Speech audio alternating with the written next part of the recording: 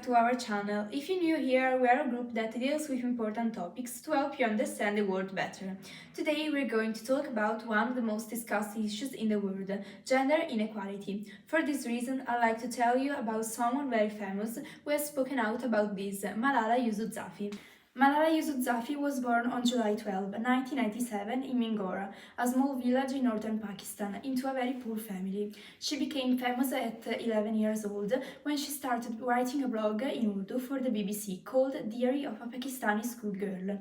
In her blog, she described the situation of women in Pakistan under Taliban rule. The Taliban were against women's rights and did not allow girls to go to school. Malala's courage to speak out against this injustice made her well known, but it also made her a target for the threats. At just 16 years old, Malala had the honor of speaking at the United Nations headquarters, where she gave her most famous speech. In her speech, she thanked everyone who had supported her, especially God, who saved her life after the attempted assassination on October 9, 2012. She said that people in Pakistan only understood the value of education when it was taken away from them. She invited everyone, both men and women, to take action. She ended her speech with her most famous words. One child, one teacher, one book, and one pen can change the world. Education is the only solution. Education first. Thank you. Can you believe that in 2014 Malala received the Nobel Peace Prize? She became the youngest person ever to win it. Since then, Malala has continued the fight through the Malala Fund, an organization that supports education projects in many countries and helps girls achieve their dreams. We all should take inspiration from her. In Iran, women live under restrictions imposed by the regime, which limit their rights and freedom, such as the duty wearing of the hijab. Despite this, they continue to fight for equality, challenging the system with protests and activism.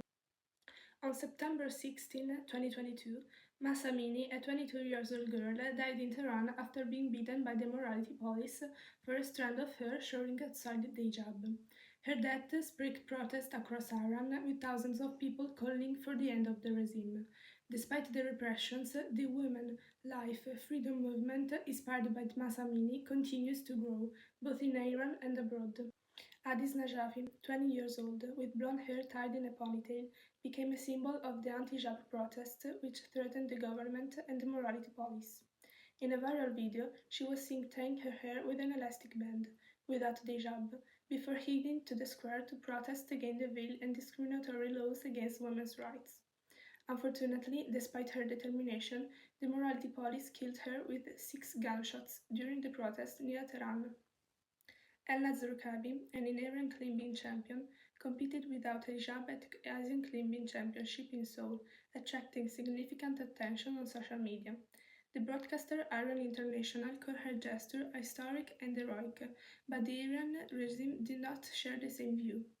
Elnaz was arrested and taken to prison in Tehran, and her house, where she lived with her family, was demolished, likely by the government officials. Finally, a student from Azad Islamic University in Tehran was filmed by security for her attire, as she was wearing the hijab in a way considered inappropriate. In protest, the girl stripped in the university courtyard, remaining in her underwearing and bra. The video of the scene went viral on Iran social media, becoming a symbol of courage and resistance. Later, the young woman walked barefoot on campus with her hair down until she was arrested by the police and taken to a psychiatric hospital. These are just a few examples, but in Iran, thousands of women continue to fight every day for their freedoms and rights. There has been many women, not only Malala, who has contributed to women's self-determination. First of all, Emma Bonino in Italy, a political figure who covered important roles in foreign politics. She fought for the legalization of abortion and divorce in Italy, founding the decision. Even today in Italy, especially in the south, not all hospitals guarantee the right to abort because of too many consensus objectors and waiting times too long. In America, instead, Tarana Burke founded the Me Too movement to give emotional support to women who suffered sexual violences and create a place to share their experiences. Today, also thanks to the hashtag created by Alyssa Milano in 2017, the team is more considerate, bringing in America some laws against harassment at work. In Liberia, Leymah Gbowee founded the movement Women of Liberia Mass Action for Peace, where Christian and Muslim women, using sex rights and peaceful protests, pushed political leaders to negotiate the end of the conflict in 2003, making the women's role more emancipated than before. Listed in Australia, Louisa Lawson founded the magazine The Dawn in 1888, giving an important space to discuss women's rights like suffrage and economic independence. In Australia, still dominated by patriarchal values, she contributed to Australian women's right to vote in 1992. Now we will talk about important issues that affect all of us.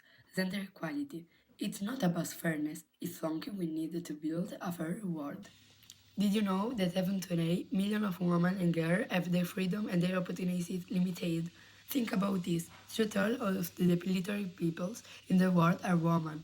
One in four women experience physical or sexual violence in their lifetime, and at work, women earn 20% less than men, even when they have the same position. These numbers are just statistics. They tell a story of real lives, broken dreams, and deep pain. But the inequality doesn't stop here. In many countries, women are asked to overcome cultural barriers that seem invisible but have a huge impact. They are often seen as the only ones responsible of the work and the family roles that seem to reduce their chances of growing in education or their careers.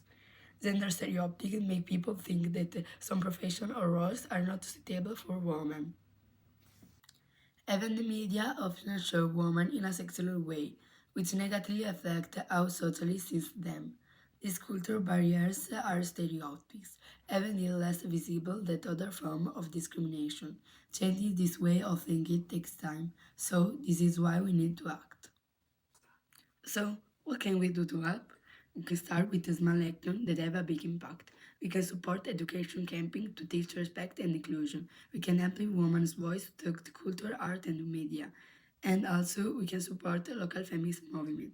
Most important, we can amass, talk, and share stories that inspire change, even with the younger person. Gender equality is a shared responsibility. We cannot allow also the world population to be left behind. So let's come together, take action, and make sure that every woman and girl everywhere in the world has the opportunity to live with dignity and freedom. Together we can make a difference. The time to start is now. Thanks for watching the video. Please remember to follow us and activate the bells so you don't miss future content. Together we can continue to talk about important topics. Share this video and let us know in the comment what you think. See you in the next video.